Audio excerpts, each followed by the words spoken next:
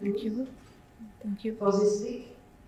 And you speak in French? French, yes. Okay. Yes, excuse me. Concentration and prediction In English. Okay. Merci, Madame la Présidente, mes chers confrères. Je suis là aujourd'hui, en fait, parce que j'ai été chargée par... Je remercie d'abord les organisateurs qui m'ont invitée à cette journée très intéressante, en particulier aussi l'association Astarté et toute son équipe. Je les remercie de m'avoir donné l'occasion de représenter un peu l'Algérie et de vous parler du dépistage du cancer du sein et du profil épidémiologique du cancer de la femme algérienne.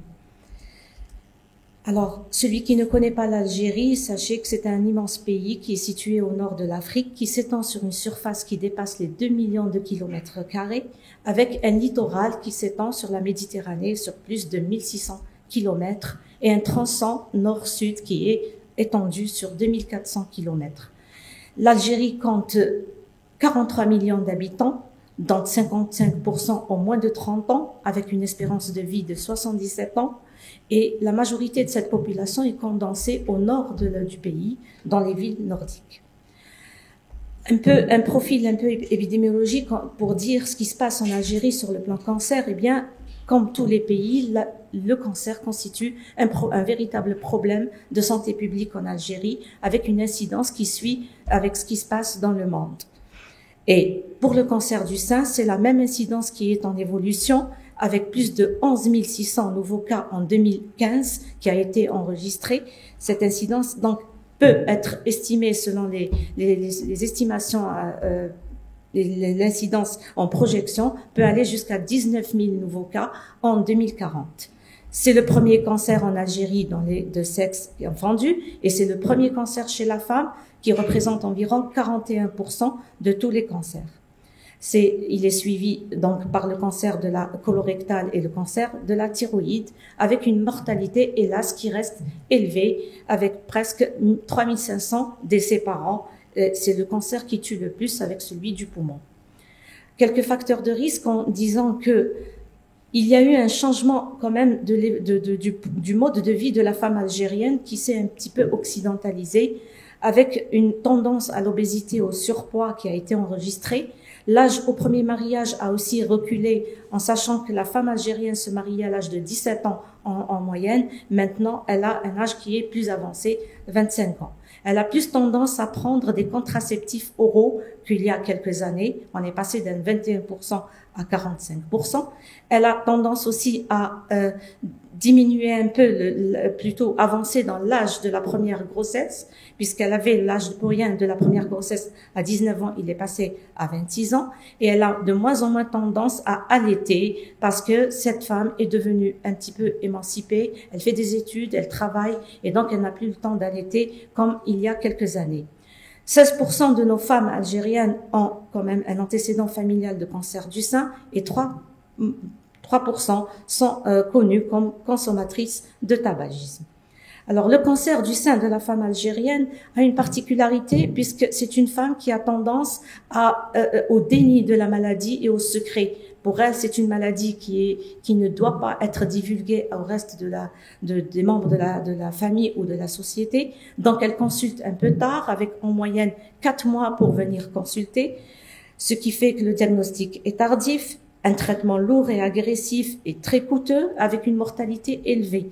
L'âge moyen de survenue de ce cancer est de 47 ans, avec 12% qui ont moins de 35 ans, et un pic de fréquence qui est autour de 40-45 ans, et il survient sur un sein qui est de volume mammaire moyen assez volumineux, puisqu'il peut être en moyenne de 800 cc, et un sein qui est dense dans la majorité des cas chez la femme de moins de 40 ans, en général une densité de type 3 ou 4. Le stade est avancé, comme vous pouvez le deviner. 80% des femmes ont une masse palpable déjà et une taille moyenne clinique qui fait 4 cm en moyenne, avec un ganglion palpable dans presque 80% des cas. Un tiers de ces cancers sont localement avancés et 20% sont métastatiques. Ce qui fait que le traitement chirurgical chez nous est très agressif. On a plus tendance à faire des mastectomies et des curages axillaires. Ces curages qui sont en général envahis dans 65% des cas, avec une taille histologique quand même très importante et un taux de CIS, comme vous pouvez le voir, qui est très très petit, aux environs de 5%. Tous ces facteurs ont poussé certains, donc on n'a pas à ce jour de dépistage organisé national, mais ça a poussé les médias à entamer des campagnes de sensibilisation à ces femmes pour les pousser à faire des dépistages individuels et des dépistages pour les femmes à haut risque familial. Par exemple, nous avons une consultation d'oncogénétique au sein de notre service et notre expérience avait montré lors d'une étude rétrospective qui est allée sur 10 années et au cours de laquelle nous avons donc enquêté sur 300 familles, nous avons découvert 300 cas de cancer du sein, découverte grâce à un examen clinique ou le plus souvent une mammo-écho avec associé ou pas à une IRM. Et ces cancers, comme vous pouvez le constater, une fois qu'ils ont été dépistés plus tôt, surviennent à un âge plus précoce, un taux de CIS qui est quand même plus intéressant puisqu'il est de 14%, une taille histologique qui est moins importante, donc 1,6%, et des ganglions lymphatiques non infiltrés dans 65% des cas. Donc, dire que cette mode de dépistage peut aboutir et donner des résultats. Il y a aussi quelques mouvements d'association chez nous en Algérie qui jouent un rôle très important dans la sensibilisation de la femme, mais aussi en faisant des campagnes de dépistage dans des zones rurales, dans des zones donc pilotes du pays, en allant donc vers les femmes et les pousser à aller consulter. Et parmi les associations, l'association ML est une association qui est très connue dans notre pays. Elle fait beaucoup d'efforts pour le cancer du sein et en général, c'est elle qui nous guide pour aller vers des régions un peu éloignées de la capitale. Par exemple, comme ce dépistage pilote qu'on a fait au niveau de la wilaya de Biskra, qui est située à 400 km au sud-est d'Alger, et au cours de laquelle, donc, nous avons eu à dépister entre l'année 2013 et 2014 toutes les femmes qui habitent et qui sont âgées entre 40 et 69 ans, qui ont bénéficié d'une mammographie sur place, avec une microbiopsie sur place aussi. Et s'il fallait une macrobiopsie, on est déplacé vers la capitale pour le faire, et une étude histologique faite au Centre Pierre et Marie Curie. Nous avons découvert donc un taux de participation qui était très important, de 76%, et un taux de cancer détecté qui était de 13 pour 1000, avec un âge moyen de ces femmes qui était de 47 ans, et un carcinome in situ avec un taux de 16%, ce qui est aussi très intéressant. La deuxième campagne, par exemple, qui a été faite par cette même association LML en collaboration avec notre équipe de sénologie du Centre Pierre et Marie Curie, était au sein d'une entreprise nationale de télécommunications. On a invité donc toutes les femmes qui sont employées dans cette entreprise, âgées entre 40 et 67 ans, et nous leur avons donc proposé un examen clinique et une mammographie-échographie avec une lecture sur place et une seconde lecture faite au CPMC. Là aussi, le taux de participation était très important, 82%, avec 7 pour 1000 de cancers qui ont été détectés. Donc, l'âge moyen était de 47 ans et un taux de carcinome in situ quand même assez intéressant puisqu'il était de 15%.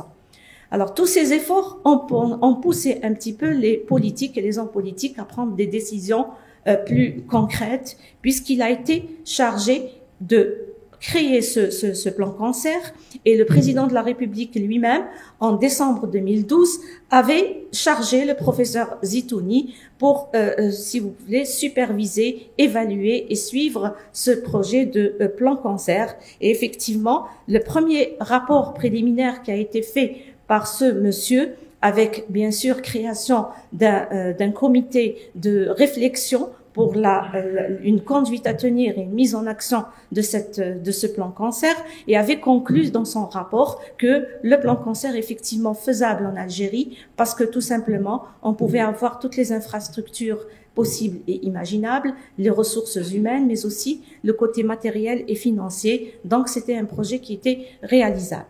Et à partir de là,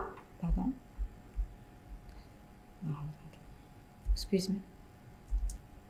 Donc, le projet de plan cancer a été donc rédigé et remis au président de la République en fin 2013. Il est toujours en exécution puisqu'il sera prêt d'ici la fin 2019 ou bien le début 2020. Il contient 8 axes particuliers allant donc de la prévention jusqu'à la formation et au côté financier. Et vous avez l'axe numéro 2 qui nous intéresse le plus dans notre cas puisqu'il concerne l'amélioration du dépistage de certains cancers. Parmi ces cancers, chez la femme, les 3 les plus importants et les plus ciblés, c'est le cancer du col de l'utérus, le cancer colorectal et bien sûr un axe particulier et un focus à ce cancer du sein qui constitue un véritable problème dans notre pays. D'autant plus qu'on sait que tous les facteurs de risque connus pour le cancer du sein ne peuvent pas nous permettre de prévenir de façon primitive et que le cancer héréditaire ne constitue que 5 à 10% seulement. Donc, il est impératif de créer ce plan cancer et d'aller jusqu'au bout parce que c'est le seul moyen pour créer un dépistage organisé et réduire la mortalité et le côté invasif de ce cancer. Et il faut que ça soit un dépistage, bien sûr, qui est calqué sur le profil épidémiologique et la carte aussi sanitaire de l'Algérie en fonction de son. Donc, la création de ce comité de pilotage de ce cancer, de ce plan cancer, a été créée et formé d'innombrables experts prenant en charge le cancer du sein, donc allant de différentes spécialités qui sont concernées par cette prise en charge. Et ils ont choisi des zones pilotes au sein du pays. Comme c'est un pays qui est trop vaste, ils ont commencé par choisir des zones pilotes situées au centre, à l'est, à l'ouest et au sud-est et sud-ouest de l'Algérie pour commencer donc à créer ce dépistage organisé de façon plus nette. Donc les femmes âgées de 40 à 69 ans qui vont habiter dans ces régions-là vont être incluses dans ce dépistage. Ils vont avoir un dépistage qui est gratuit, une invitation gratuite tous les 2 ans avec un examen clinique, une mammo-échographie bilatérale avec des résultats qui seront classés selon le BIRATS et en fonction des résultats, il y aura ou pas un prélèvement histologique pour rentrer dans le cadre du diagnostic positif d'un cancer. Donc la performance de ces résultats donc seront étudiés par le comité de pilotage et d'analyse de ce plan cancer selon les recommandations de l'OMS et à partir de là, on se basera bien sûr sur le taux de participation, le taux de cancer détecté, le taux de carcinome in situ et enfin les tumeurs qui ont une taille de moins de 1 cm et le taux de cancer avec ganglions non infiltrés qui sera au moins de 70%. Donc vous voyez que c'est le premier cancer en Algérie, que l'incidence est en augmentation, mais le stade reste avancé et les traitements sont lourds et coûteux et une organisation d'un dépistage bien fait sera la bienvenue le plus tôt possible car c'est le seul moyen d'améliorer et c'est là le but de notre plan cancer qui sera mis en exergue afin de pouvoir donc éviter aux futures femmes d'avoir ce problème. Et je vous remercie.